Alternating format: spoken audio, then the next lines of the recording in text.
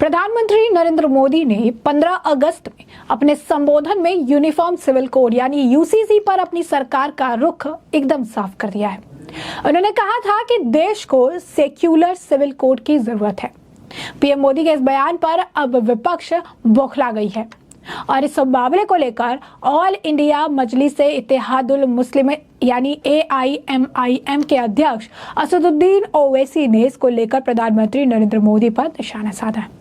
असदुद्दीन ओवैसी ने इस मामले को लेकर, इस मुद्दे को लेकर बीजेपी पर निशाना साधते हुए कहा कि पीएम नरेंद्र मोदी ने समान नागरिक संहिता का मुद्दा एक बार फिर उठाया है। भाजपा का यूसीसी संस्करण और हिंदू अविभाजित परिवार, अनुसूचित जाति और हिंदू रीति रिवाजों के लिए अपवाद है। हिंदुओं के भीतर दयाभाग और मिताक्षरा जैसी विभिन्न परंपराओं और संस्कृति का क्या होगा। उत्तराखंड यूसीसी भाजपा के पाखंड का एक आदर्श मामला है। ये बाकी भारतीयों पर हिंदू मूल्यों और परंपराओं को थोपा जा रहा है। महिला सुरक्षा को लेकर भी उन्होंने चीजें कही है। असदुद्दीन ओवैसी ने स्वतंत्रता दिवस पर प्रधानमंत्री नरेंद्र मोदी के संबोधन को लेकर ये कहते हुए उन पर निशाना साधा कि गुजरात में भारतीय जनता पार्टी सरकार ने बिल्किस बानो के रेपिस्ट और इसके परिवार के हत्यारों की रिहाई को मंजूरी दी। उन्होंने सोशल मीडिया पर लिखा, आज के संबोधन में नरेंद्र मोदी ने महिलाओं की सुरक्षा पर चिंता व्यक्त की। उनकी पार्टी की अपनी सरकार ने ही बिल्किस बानो के रेपिस्ट को, उनके परिवार के हत्यारों की रिहाई को मंजूरी दी। ओवैसी ने कहा कि बिल्किस बानो ने न्याय के लिए लड़ाई में 15 साल बिताए और नरेंद्र मोदी तब ज्यादातर समय गुजरात के मुख्यमंत्री थे। AIMIM के अध्यक्ष ने आरोप लगाया कि पीएम मोदी ने कर्नाटक में एक ऐसे उम्मीदवार के लिए प्रचार किया जिस पर हजारों महिलाओं के खिलाफ सबसे जघन्य अपराध का आरोप है। उन्होंने दावा किया कि कथित तौर पर भाजपा आला कमान को इन अपराधों के बारे में सार्वजनिक होने से बहुत पहले ही पता था। तो आप देखिए किस तरीके से अब इस मामले को लेकर जो बयानबाजी का दौर है वो देखने के लिए मिल रहा है। इस मामले में लगातार प्रतिक्रियाओं का दौर है, चाहे कांग्रेस हो, चाहे अगर आप कहेंगे कि असदुद्दीन ओवैसी हो, विपक्ष की कई पार्टियां हो, सभी जो है वो इस मामले को लेकर बोलते नजर आए। यही नहीं, इस मामले को लेकर वरिष्ठ अधिवक्ता जो है कपिल सिब्बल का बयान भी सामने आया है। कपिल सिब्बल भी मीडिया से बात करते हुए कहते नजर आए कि भाई भतीजावाद है भगवान। उन्होंने कहा कि पिछले 10 सालों में जिस तरह का सिचुएशन देखने के लिए मिला है, जिस तरीके की स्थिति देखने के लिए, जिस तरीके का भ्रष्टाचार हुआ, उसका स्तर आसमान छू रहा है। उन्होंने कहा कि भाई भतीजावाद और भ्रष्टाचार के बारे में बात ना करे। प्रधानमंत्री पिछले 10 सालों से इस बारे में बात कर रहे हैं।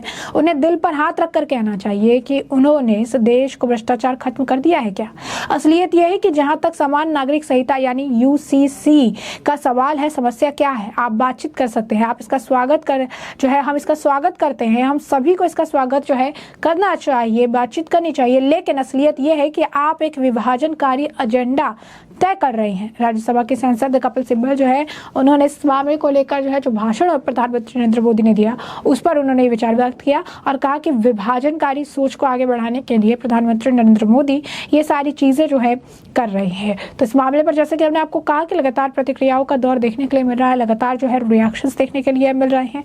इस मामले को लेकर कांग्रेस नेता और पूर्व मंत्री बाला साहब थोराट, उनका भी बयान सामने आया। क्या कह रहे हैं बाला साहब थोराट भी, जरा सुनिए। आज माननीय पंतप्रधानांच्या भाषणामध्ये अनेक मुद्दे आलेले आहेत आणि खरं म्हणजे अशी शक्यता एका वेळेस निवडणूक घेणं संपूर्ण देशाची आणि सगळ्या निवडणुका असं शक्य आहे का असं पाहिलं तर ते शक्य नाही असंच दिसतं। प्रॅक्टिकली ते शक्य होत नसतं, कारण अनेक घडामोडी सतत होत असतात, त्यातून त्या वेळेमध्ये बदल होत असतात। त्यामुळे कल्पना मांडण्याचा जो आमचा भाग आहे, एक चर्चा करण्यास सोडून द्यायचा विषय त्या लोकांमध्ये, त्यापेक्षा वेगळं मला काही वाटत। तो जैसे कि आपने बाला साहब थोराट को सुना, उन्होंने जिस तरीके से अपनी बातें रखी है, बयान उन्होंने दिया है, काफी कुछ कहते नजर आए। उन्होंने कहा कि राजनीति के वजह से इस तरीके के बयान दे रहे हैं, उनका असलियत से कोई लेना देना नहीं है। वो सिर्फ और सिर्फ राजनीति करना चाहते हैं और इसी वजह से इस तरीके के बयान उनके द्वारा दिया जा रहा है। तो ऐसे में अगर आप देखेंगे तो पूरी स्थिति वो बिल्कुल अलग है। स्वतंत्रता दिवस के अवसर पर प्रधानमंत्री नरेंद्र मोदी ने जो भाषण दिया, जो चीजें उन्होंने कही, उसके बाद यहाँ पर बौखलाहट देखने के लिए मिल रही है। मोदी जी के भाषण के बाद अगर आप कहेंगे कि यूसीसी पर जो पीएम मोदी द्वारा कहा गया उसे लेकर अब ये पूरी तरीके से बौखलाए हुए हैं। तो अब ऐसे में इसे विभाजनकारी भाषण बताया जा रहा है और यूसीसी को धर्मनिरपेक्षता से जोड़कर पीएम मोदी ने विपक्ष के चारों खाने चित कर दिए थे। क्या कहा था पीएम मोदी ने, ये भी थोड़ा सा हम आपको विस्तार से बता देते हैं कि क्या कहा था। दरअसल बीजेपी और कांग्रेस के नेताओं के बीच जो है सेक्युलर को लेकर लंबे समय से बहस चल रहा है, और इसीलिए जब प्रधानमंत्री नरेंद्र मोदी ने अपने स्वतंत्रता दिवस के भाषण में समान नागरिक संहिता को सेक्युलर सिविल कोड को लेकर चर्चा की तो सबका ध्यान इस पर गया। लोगों के मन में यही सवाल आया कि बीजेपी के रुख में बदलाव आया है। अपने संबोधन में पीएम मोदी ने वर्तमान नागरिक संहिता को कम्युनल बताया और इसे सेक्युलर बनाने की वकालत की। मोदी ने कहा कि देश का एक बड़ा वर्ग मानता है कि ये सच है कि हम जिस नागरिक संहिता के साथ जी रहे हैं वो वास्तव में एक तरह से कम्युनल सिविल कोड है। ये सेक्युलर सिविल कोड होना चाहिए। हमें उस दिशा में आगे बढ़ने की जरूरत है, तभी धर्म के आधार पर भेदभाव खत्म होगा। अब सेक्युलर शब्द को लेकर बहस हो रही है क्योंकि विपक्ष ने हमेशा बीजेपी को एक जो है हिंदूवादी पार्टी माना है और इसी रूप में उनके खिलाफ जो है प्रचार भी किया है। विपक्ष आरोप लगाती है कि बीजेपी धर्मनिरपेक्षता यानी सेक्युलरिज्म के लिए खतरा है। वहीं बीजेपी खुद को राष्ट्रवादी पार्टी के रूप में पेश करती है और कांग्रेस जो है वो कांग्रेस समेत विपक्षी दलों को सूडो सेक्युलर बताती है। अब ऐसे में उन पर वोट बैंक की राजनीति करने का आरोप जो है वो लगता रहता है। बीजेपी के चुनावी वादों में यूनिफॉर्म सिविल कोड यानी समान नागरिक संहिता हमेशा से प्रमुख रहा, लेकिन विपक्ष इसे अल्पसंख्यक विरोधी बताता है। लेकिन इस बार मोदी ने सेक्युलर शब्द के जरिए न सिर्फ यूनिफॉर्म सिविल कोड को नींव जो है मजबूत कर दी, वह विपक्ष को भी निःशब्द कर दिया। खुद को सेक्युलर बताने वाला विपक्ष अब यूसीसी का विरोध कैसे करेगा, क्योंकि अब उन्होंने सेक्युलर शब्द जो है इसमें जोड़ दिया है।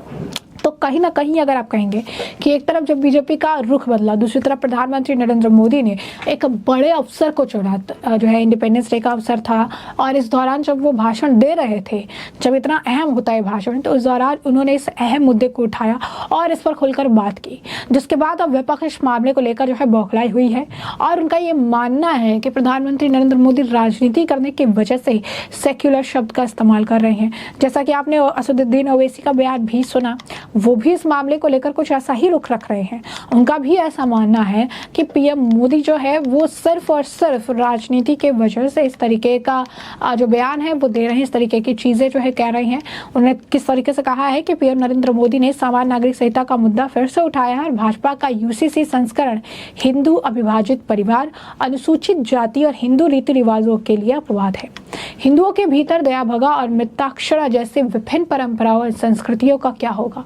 उत्तराखंड यूसीसी भाजपा के पाखंड का एक आदर्श मामला है। ये बाकी भारतीयों पर हिंदू मूल्य और परंपराओं को थोपा जा रहा है।